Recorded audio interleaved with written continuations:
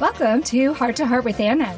I am very excited today to say that we are going to have a fabulous show because we have somebody from the NFL, somebody who has been a professional ball player, but who also has a cardiac condition. And I think this is a first. It's definitely a first for Heart with Anna, but I think it's a first for us in this cardiac spotlight to have somebody who plays at a professional level. And so I am very happy to introduce Michael Montgomery. Welcome to Heart with Anna, Michael. Oh, thank you. Thank you for having me. I so enjoyed hearing you speak at the Mended Little Hearts conference this year in Houston. Your story was so inspiring, but a lot of my listeners don't know your story. So can you tell us about your cardiac condition?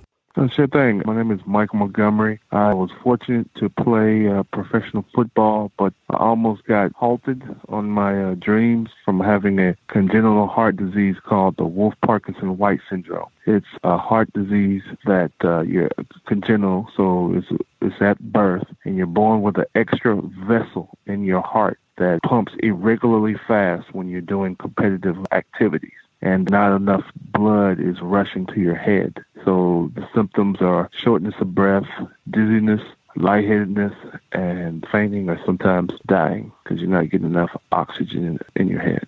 So this happened when I was at my first day at Texas A&M, and fortunately there was good medical professionals there to aid me once the symptoms occurred and give me the proper medical attention I needed. So even though you had to have played football in high school to be in it in college, you never had any symptoms? I had symptoms, but I just thought it was signs of fatigue because, like I said, the symptoms from the disease is just like symptoms from not being well conditioned. So I just thought me being out of breath and my heart beating real fast was just, I think it was just my body just saying I need to condition myself better. So I really didn't take the symptoms serious until it was almost too late. Right, till you passed out. And then there was no denying that something was really wrong. Oh, exactly. And so when you first passed out, the trainer was right there. What did they do? They came and monitored me, made sure I was breathing properly, and kind of just gave me a little mouth-to-mouth to make sure the oxygen was in my mouth, kind of just got me back to it, and helped me walk back to the training room. And I don't know, for some reason, I don't remember none of that area, but this is what they're telling me.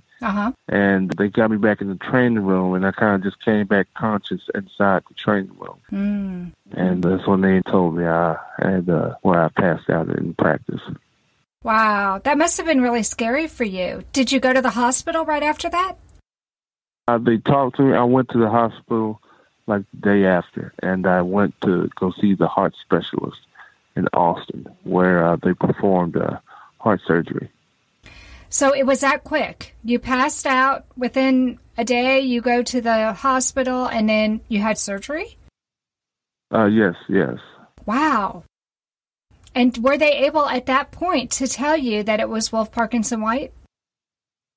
Yes. They was able. They had, the funny thing is, before I had the incident in college, I did an EKG testing where they monitored me from running. And my EKG testing at the end, the patterns was wrong. And my athletic trainer said, your heart is beating funny, because they had a heart monitor hooked up as I was running. And, he didn't know what it was, but he knew something was odd. This was before practice. And I was like, hey, can practice, I'm at A&M. I'm trying to show everybody I can, play football and try to make it to the NFL. So he was like, we're just going to monitor it. We just keep these and just monitor your practice. So later on in that practice, that's when I had the symptom. And he took the scans from my symptoms and sent it to the heart specialist. And, he made a quick diagnosis of my condition. Okay. So it sounds like you got it resolved pretty quickly. What did they have to do as far as a procedure to fix things?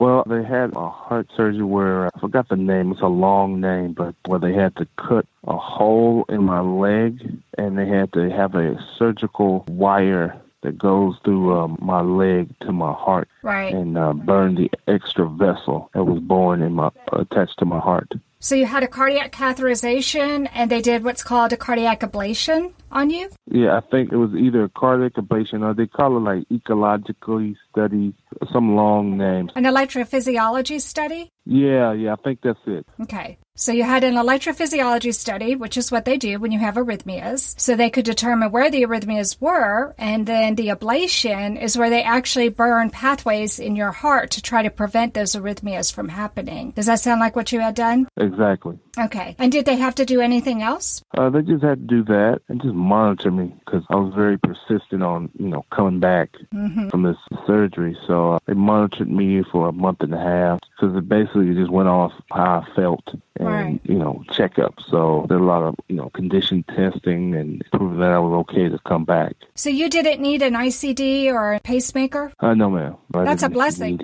Yeah, it was a blessing. I'm, one of the fortunate ones. And, I feel that there's so many kids that's going out there having the same type of symptoms from their condition and unaware of they have anything. And, I was one of the fortunate ones. But there's others out there, similar situation I'm going through and not aware until it's too late.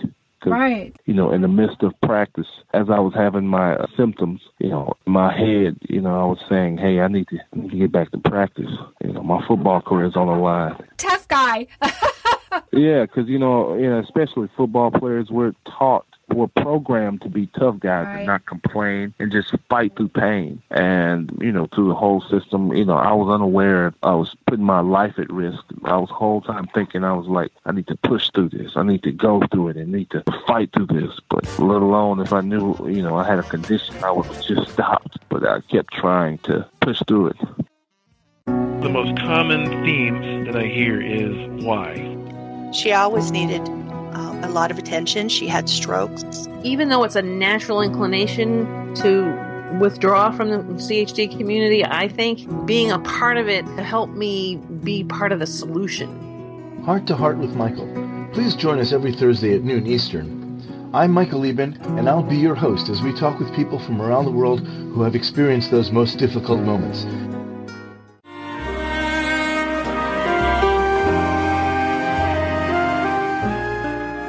Tonight Forever by the Baby Blue Sound Collective.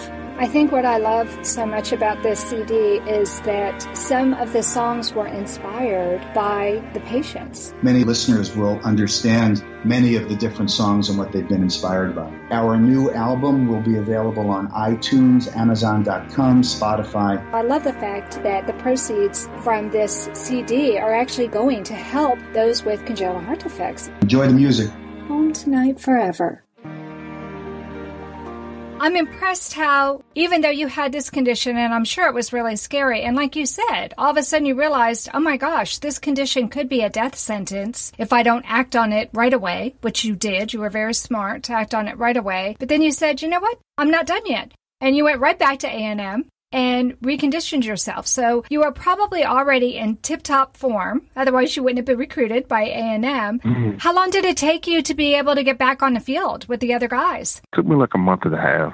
Wow, that's quick. That's really quick. Yeah, I missed the rest of training camp and at least 2 games. Yeah, I was, I was in really good condition because, I've been working out all the time. So once I got that out, I just had to simply prove that I was okay. Right. And through, a lot of conditioning testing and monitoring. So yeah. Well, it sounds like you had the optimal outcome, but what I really love about your story, Michael, is that not only are you an inspiration with your own story, but now you've started a nonprofit. So can you tell us about your nonprofit? Yes. My nonprofit is called Heartbeat Away Foundation, and we conduct heart screens for the youth. So in a age bracket where early teens, those are really susceptible to show. So we perform our heart screens for the youth to check for any defects or diseases. Our motto is you find out if you need help.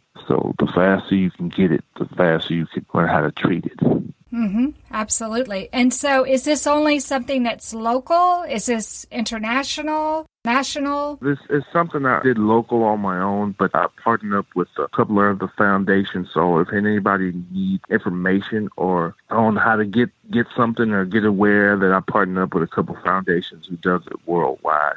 People like Safe Beat Foundation, American Heart Associations, they also have good researchers. So I partnered up with a couple people that does all over the world. That's wonderful. That's absolutely wonderful, because we know that this defect doesn't discriminate. It can happen to Americans, it can happen to Brits, it can happen to Australians, it can happen anywhere in the world, because it's just something that you're born with. Like you said, it's something that just happens a certain percentage of the time, and it can be really, really scary if it isn't detected early enough, like what you were lucky enough to have done, where you can get some treatment. So do you have pretty much a definitive treatment, or is this something that for the rest of your life you'll be seeing a cardiologist once every 6 months or once a year? How does that work? I just do daily checkups just to make sure my heart is still ticking properly. So it's nothing nothing too serious or insinuating, but I still have to do, daily checkups. But even though I'm still not,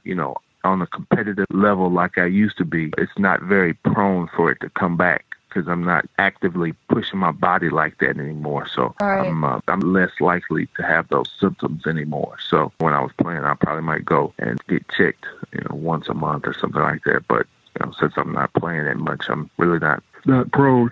Okay. Well, it's good that you're not prone. But so what do you mean by daily checkups? Do you have some kind of device that checks your heart for you? Well, I just go to like a heart specialist, a heart doctor that just, monitors my heartbeat, my heart rhythm, maybe to, do a little running on the bike just to see how it beats.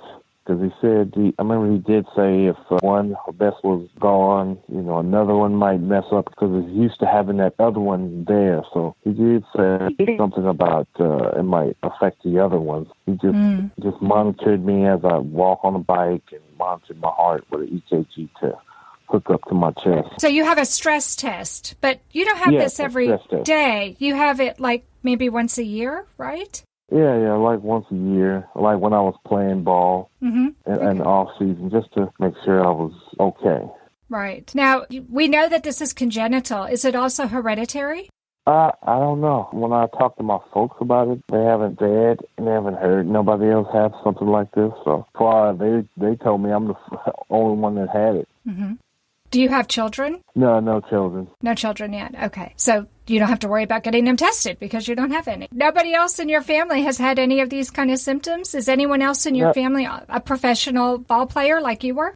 No, my mom was a professional basketball player, but she never had it. I asked both family, and they always just told me I was the only one. Yeah. I was the only one. I guess hopefully my story can make sure they all get tested and make them aware.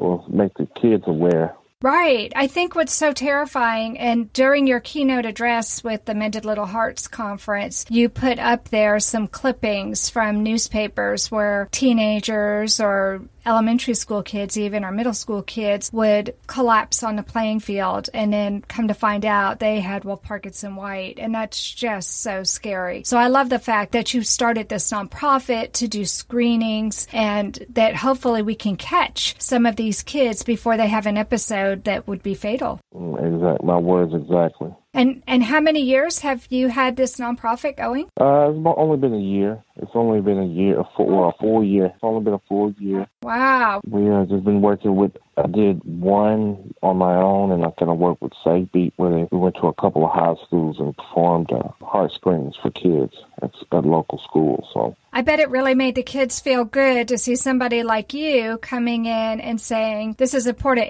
It's actually better coming from someone like you than someone like me who's a mom. Because kids are going to think, oh, moms, they all worry for nothing. But you can come in and say, I thought that these symptoms were just part of being an athlete. I thought that wasn't that important for me to pay attention to them because I thought everybody was going through those symptoms. But I'm here to tell you that it's important to pay attention to your body and for us to do these screenings. It's so powerful coming from you. Have you had kids come up to you and tell you what a difference these screenings have made for them? Yes, making them feel safe. safe to compete, because a lot of times any other kid, when you're super excited, and heart is pumping and you're very competitive, that's the last thing you're thinking about if you have, a heart disease. So this gives a lot of kids a safe and relief that they're free, and what symptoms they're feeling are just excitement from a game. It gives a lot of kids and a lot of parents safe for their children. I just love it. Thank you so much for sharing that. Before we leave, can you tell me, what does it mean to you to be an athlete, especially an athlete who has a cardiac condition? It meant I want to always set an example, regardless of what you're going through, regardless of what happens to you, that you can overcome them and still accomplish your goals. So anybody that's out there that contracted the disease or something, doesn't mean that life is over. It's just you got to find another way to be successful. So if you're a kid and you got contracted a heart disease or a heart complication, life is not over. Keep pushing forward to accomplish your goals. You can still go out and be a doctor. You can be a lawyer. You can still go out and live a normal life. Just make sure you do the proper things the doctor tell you for treatment, and go out and accomplish goals. I love it. I love it. And you could even be an NFL football player. Even better. I love it. I just have loved having you on this show, Michael. Thanks so much for coming on Heart to Heart with Anna. Thank you so much. And hey, if anybody want to follow me, you can follow me. I'm on Instagram, Twitter, all that stuff. I am 96GB. Or you can, if anybody want to reach me, my website, themichaelmontgomery.com. Perfect. And if they're interested in your nonprofit, do you have a website for that? Yes. It's my nonprofit is linked to my website. Oh, perfect. Okay, so themichaelmontgomery.com, and then you can find out more about his nonprofit organization. Friends, I hope you've enjoyed this interview as much as I have. Thanks for listening today. Please come back next week, and we'll be featuring another cardiac athlete. And until then, my friends, remember, you are not alone. Heart to Heart with Anna is a presentation of Hearts Unite the Globe and is part of the Hug Podcast Network. Hearts Unite the Globe is a non-profit organization devoted to providing resources to the congenital heart defect community to uplift, empower, and enrich the lives of our community members. If you would like access to free resources pertaining to the CHD community, please visit our website at www.congenital-heart-defects.com for information about CHD, the hospitals that treat children with CHD, summer camps for CHD survivors, and much, much more.